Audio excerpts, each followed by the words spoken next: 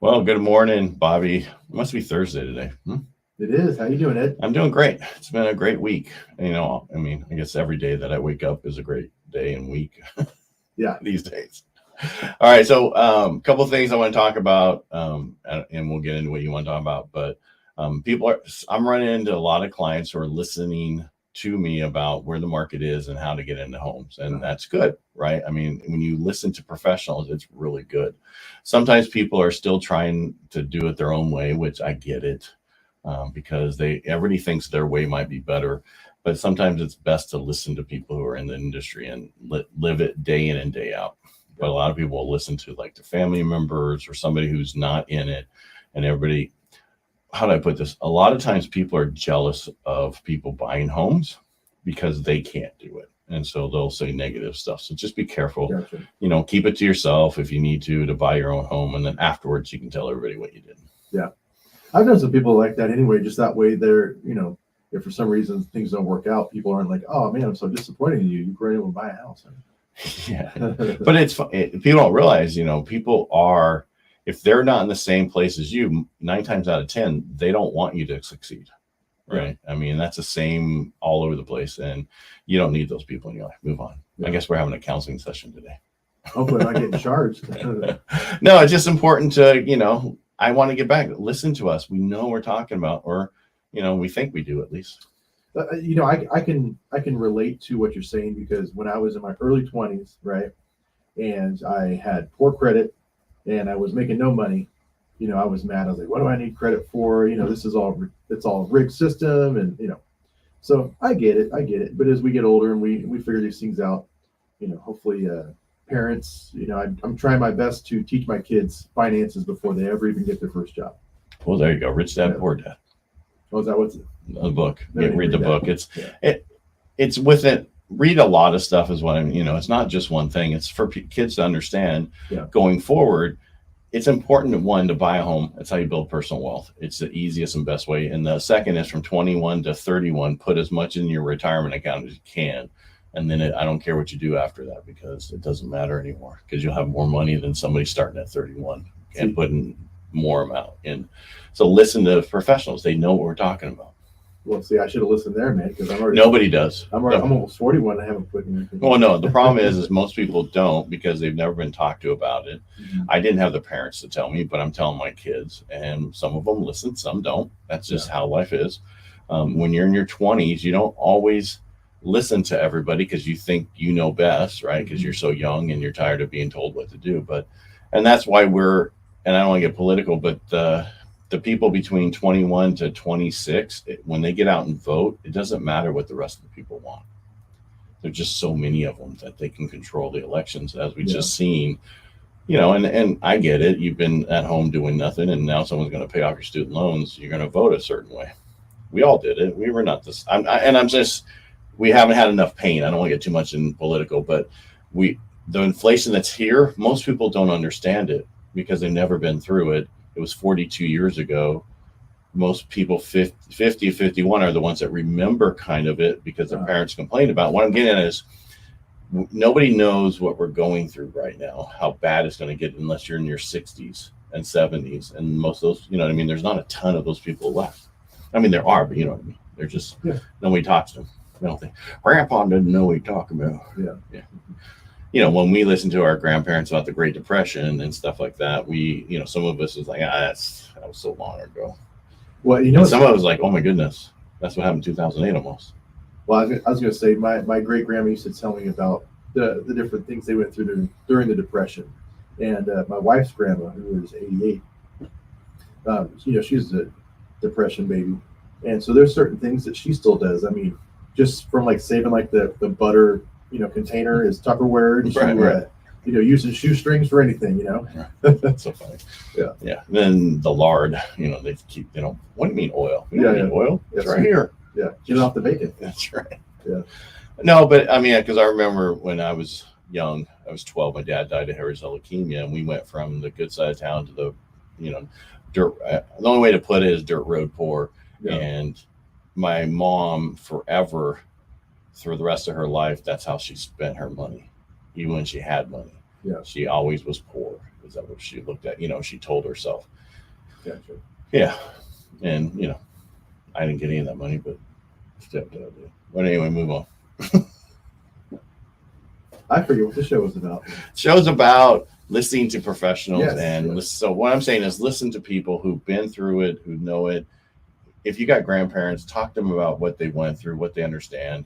It's just different. A lot of people didn't want to buy homes, and that's why I started the Real Estate Jerky show after 2008, because they watched their parents lose their home, and they're like, this is the worst thing I want.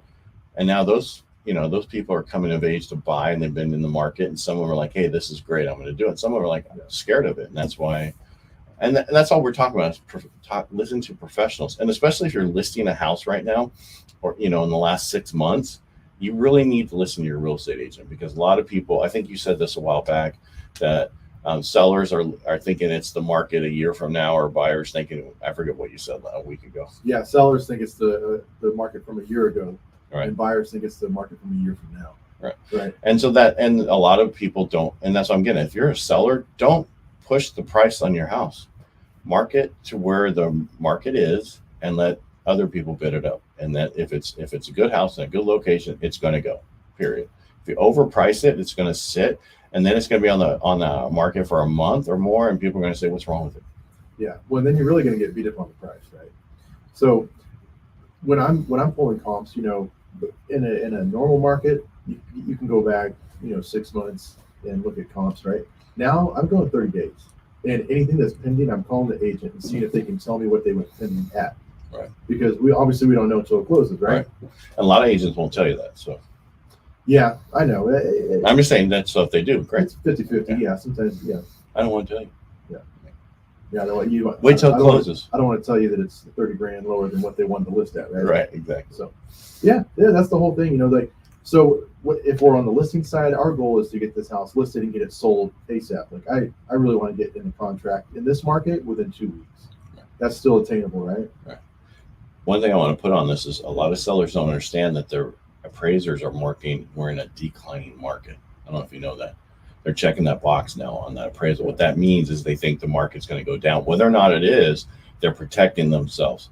Yeah. So sellers have to understand that the appraiser is going to mark that box if there's appraisal going to be done in your house. And so you want to get this in contract as soon as possible. You want to have it at a good price. You don't want to push the market the wrong way. Absolutely.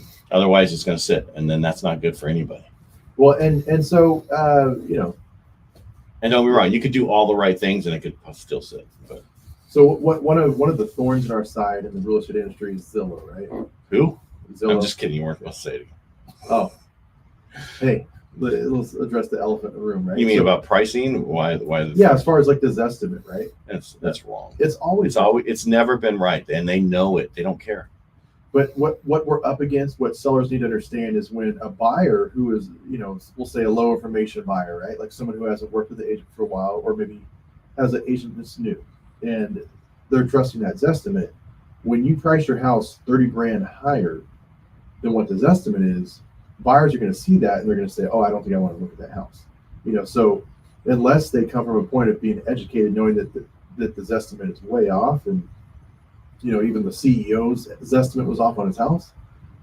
That's what they see. I always tell my buyers, if you want to get a better idea, go to realtor.com.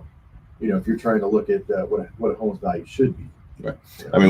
We have software we use, which does it creates us, looks at everything, and it's still not always accurate. It gives us a range. It's worth between here and here.